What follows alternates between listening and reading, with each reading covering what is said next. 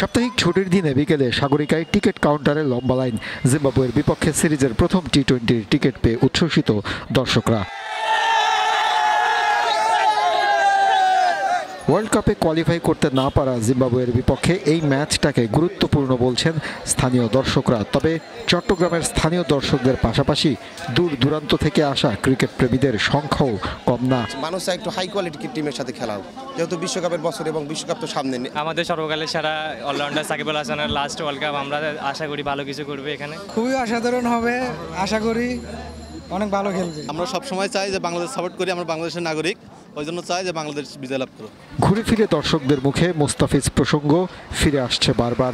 World কাপের আগে IPL এর মতো আসরে খেলার অভিজ্ঞতাই কাটার মাস্টারের জন্য বড় প্রস্তুতি। বাংলাদেশের নানাটাই মনে হয় ভালো ছিল, কারণ ও যখন একটা ভালো খেলতেছে সেজন্য এখানে না আসাটাই মনে হয় ভালো।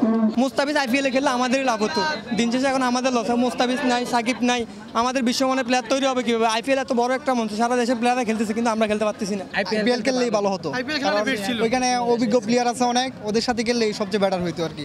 জিম্বাবুয়ের বিপক্ষে সিরিজের প্রত্যাশা আর প্রাপ্তির মধ্যে ফারাক থাকবে না বলেও প্রত্যাশা দর্শকদের।